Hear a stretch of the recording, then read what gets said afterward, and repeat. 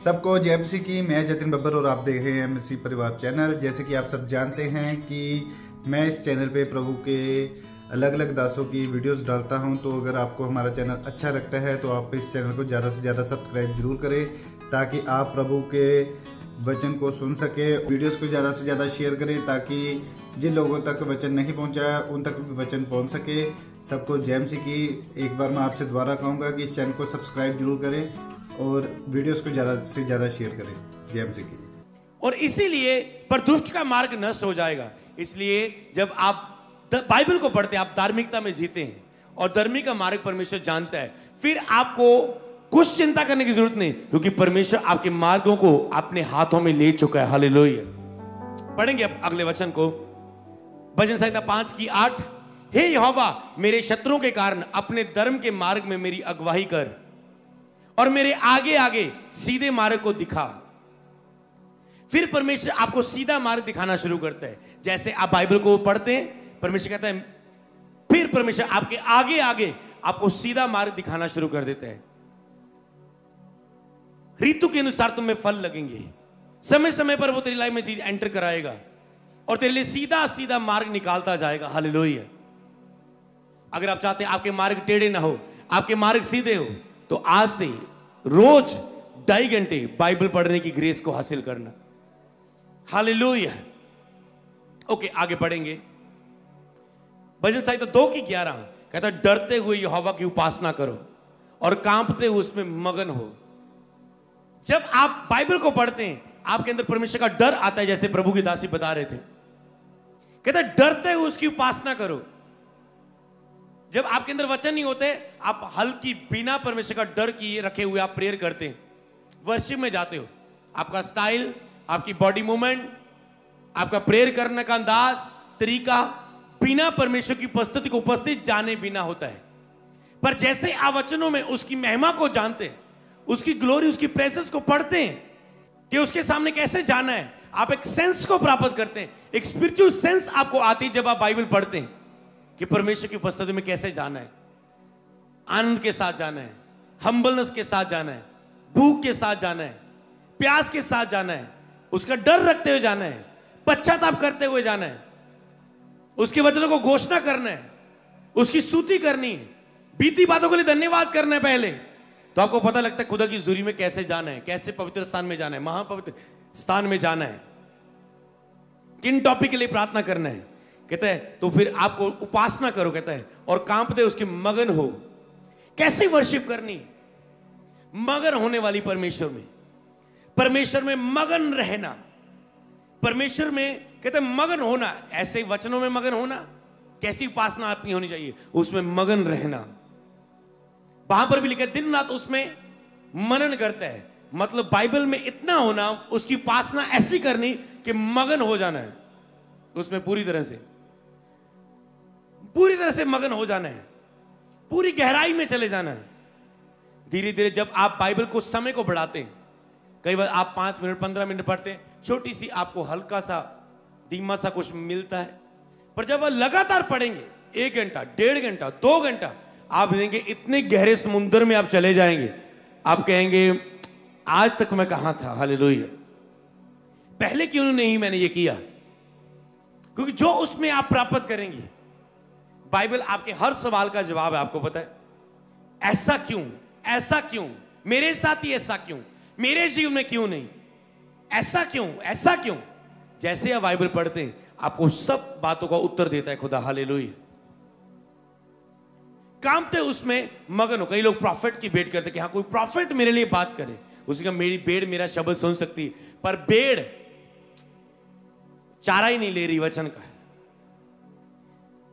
भेड़ अभी दूध पीने वाली, अन्न खाने वाली नहीं, मजबूत बड़ा खाना खाने वाली नहीं। भेड़ अभी भी ऊपर ऊपर से हल्के हल्के छोटे छोटे वचन पढ़ के बस जाने वाली है, उसकी डीप गहराई की उसके अंदर भूख ही नहीं। उसमें मगन हो, कांपते उसमें मगन हो। तो आज से कैसे बाइबल को पढ़ना, उसमें मगन होना है वचनों में। केवल बाइबल नहीं पढ़ना, ओके आज 2 घंटे ओके काम कर रहे, चलो जी कस्टमर आ गया बाइबल बंद करती, बाइबल पढ़ रहे हैं, मत्ती पढ़ ली, मरकुस, लूका, यूहन्ना, वैसे ही पढ़ रहे। नो, आपको कहना है बाइबल प्रभु एक तो ये मेरी प्रसन्नता का कारण बने, दूसरा पॉइंट आपको जो गहराई में लेकर है, मगन होना है आपको, उसमें मगन होना है आपको।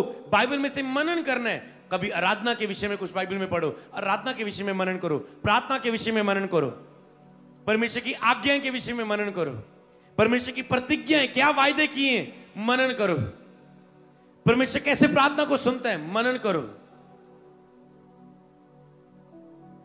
कैसे परमेश्वर के वचनों पर चलना है। ओके, पढ़ेंगे आगे भजन संहिता 5:11।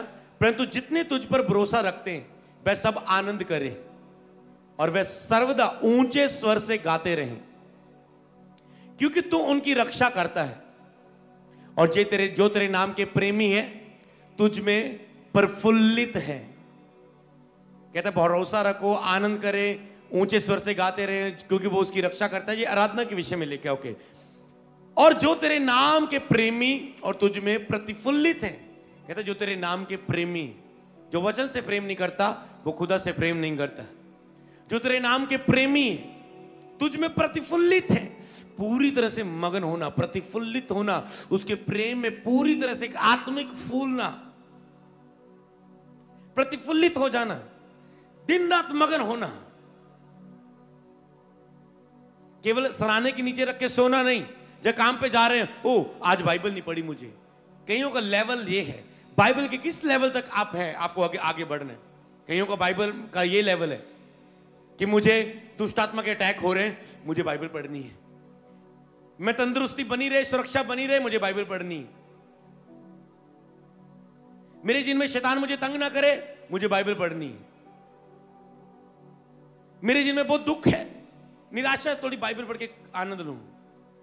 इस लेवल तक बढ़ते हैं कई लोग। इसलिए मैं क्रिश्चियन हूं, मुझे बाइबल पढ़नी है। प्रार्थना की 15 मिनट बाइबल पढ़नी है। ओके, मैंने बाइबल खोली, ओके 15 मिनट मैंने बाइबल पढ़ ली। ओके, क्या पढ़ा, क्या अंदर गया, क्या खुदा ने बात की, क्या रेमा वचन मिला, कुछ नहीं, बस 15 मिनट बाइबल पढ़ी। आपको केवल पढ़ना नहीं है, उसमें मगन होना है, उसमें प्रतिफुल्लित होना है और प्रभु से अपना प्रेम करना है। उसके वचनों से प्रेम मतलब खुदा से प्रेम। हालेलुया, प्रतिफुल्लित हो। हालेलुया। जैसे पढ़ेंगे आगे दानियल 11:32। जो लोग दुष्ट होकर उस वाचा को तोड़ेंगे और उनको वह चिकनी चुपड़ी बातों से कहकर भक्तहीन कर देगा, परंतु जो लोग अपने परमेश्वर का ज्ञान रखेंगे वह हियाव बांधकर बड़े काम करेंगे। सब बोले आमीन। कौन से लोग हियाव बांधकर बड़े काम करेंगे? परंतु जो लोग अपने परमेश्वर का ज्ञान रखेंगे वह हियाव बांधकर बड़े काम करेंगे। हियाव बांधकर बड़े काम करेंगे। कौन? जो परमेश्वर का ज्ञान रखेंगे। जैसे आप बाइबल को पढ़ते हैं, आपको परमेश्वर का ज्ञान आता है। परमेश्वर क्या चाहता है, परमेश्वर क्या नहीं चाहता है, परमेश्वर की क्या इच्छा है, परमेश्वर क्या चाहते हैं, वो मुझसे कितना प्यार करते हैं, परमेश्वर कितना भला है, परमेश्वर कितना सर्वशक्तिमान है, परमेश्वर कितना अद्भुत है, परमेश्वर कितना सामर्थ्य है, परमेश्वर कितना प्रेम करने वाला, कितना दया से भरा हुआ, कितना ज्यादा अनुग्रह करने वाला, कितना ज्यादा क्षमा करने वाला है। नहीं तो आप कहते हैं मैं पापी हूं, मैं पापी हूं। आप कहते हैं नहीं, मेरा उसका क्रोध पल भर का, उसकी दया सदा की। आप उसके क्षमा करने को जानते हैं, दया करने को जानते हैं, अनुग्रह को जानते हैं, उसकी भलाइयों को जानते हैं, उसकी विश्वास योग्यता को जानते हैं। आप परमेश्वर के सारे गुणों को आप जानना शुरू कर देते हैं। कहते जो परमेश्वर का ज्ञान रखेंगे कि परमेश्वर कैसा है, वो क्या चाहता है, क्या नहीं चाहता, ज्ञान रखेंगे, बहयाब बांधकर बड़े कामों को करोगे। अगर आप अपनी लाइफ में बड़े काम देखना चाहते हैं तो परमेश्वर के वचन का ज्ञान रखें। परंतु जिनके अंदर ज्ञान नहीं है, क्या लिखा है उसके लिए? मेरा ज्ञान ना होने के कारण मेरी प्रजा नाश हो रही है। मेरे वचन का ज्ञान ना होने के कारण मेरे लोग नाश हो रहे हैं। शैतान के कारण नहीं, लोगों के कारण नहीं, रिश्तेदारों के कारण नहीं, मेरे वचन का ज्ञान ना होने के कारण मेरे लोग नाश हो रहे हैं। हालेलुया। बीमारियों के कारण नहीं, गरीबी के कारण नहीं, सुसाइड स्पिरिट के कारण नहीं, मेरे वचन का ज्ञान ना होने के कारण नाश होते हैं। कहता अगर तुम मेरे वचन का ज्ञान रखते तो तुम नाश ना होते, तुम गटियों को ना देखते, तुम गरीबी को ना देखते, तुम बीमारियों को ना देखते, तुम दुष्टात्मा के नीचे ना होते, तुम उदासी के नीचे ना होते। कहता मेरा ज्ञान ना होने के कारण मेरे लोग नाश होते हैं। और उसने कहा मनुष्य का ज्ञान रहित रहना अच्छा नहीं। जो उतावली से दौड़ता है वो चूक जाता है। मनुष्य का ज्ञान रहित रहना अच्छा नहीं, तो आपको ज्ञान रहित रहना प्रभु ने भी कह दिया अच्छा नहीं। अगर तुम बाइबल के पढ़े बिना रोज जीवन जी रहे हो, तुम खतरे में हो, तुम डेंजरस जगह में हो, तुम खतरे में हो। जैसे कई खतरे वाली जगह में बोल आया था ना, हड्डी पिंजर जैसा, डेंजरस, खतरा, यहां पर लिखा होता है खतरा। अगर तुम वचनों को नहीं पढ़ रहे, तुम खतरे में जी रहे हो। कभी भी शैतान आके कुछ भी चुरा सकता है, पर जैसे वचन तेरे अंदर होता है, शैतान आता है तो तुम जवाब दे पाते हो। नहीं तो तुम अपने इमोशन, उदासी, अपनी बीमारी, अपनी गति के नीचे दब जाते हो और तुम भूल जाते हो खुदा भला पिता है, तुम भूल जाते हो वो सर्वशक्तिमान है, तुम भूल जाते हो विश्वास योग्य है, तुम भूल जाते हो उसकी प्रतिज्ञाओं को, उसके वायदों को, वाचा को जो तेरे साथ बांधी, तुम भूल जाते हो। पर जैसे तुम उसके ज्ञान रखते हो, तुम हियाब बांध के बड़े कामों को करते हो। क्या बड़े कामों को देखना चाहते हैं? बोले परमेश्वर मुझे अपने ज्ञान से भर दे, मुझे अपने ज्ञान से भर दे परमेश्वर। बोलो हर अज्ञानता की आत्मा कैच फायर, अज्ञानता की आत्मा आउट। तुम पवित्र शास्त्र की सामर्थ को नहीं जानते, इसलिए भूल में पड़े हो, इसलिए दुखों में पड़े हुए। बोले मैं तेरी सामर्थ को जानना चाहता हूं परमेश्वर, तेरे प्रेम को जानना चाहता हूं, तेरी दया को जानना चाहता हूं, तेरी उपस्थिति को बाइबल में से जानना चाहता हूं, तेरे गुणों को जानना चाहता हूं, तेरी दया को, तेरी भलाई को, तेरी करुणा को, तेरे उपकारों को जो मेरी लाइफ में मुझे जानना चाहता हूं। एक मिनट अपनी बाइबल को अपने सीने से लगा के बोले परमेश्वर, बोले मैं परमेश्वर तेरे वचनों को प्रेम करता हूं आज से, इसलिए आज से मैं रोज इसे 2.5 घंटे पढ़ने का वायदा करता हूं। आप कोई किताब नहीं पढ़ेंगे, कोई बुक्स नहीं पढ़ेंगे, यूट्यूब में नहीं सुनेंगे, खुद बाइबल पढ़ेंगे कि मैंने प्रचार सुन के आत्मिक क्रियाएं पूरी कर दी, मैंने 1 घंटे का प्रचार सुन लिया, वो 5 घंटे का वो हफ्ता पिछला था।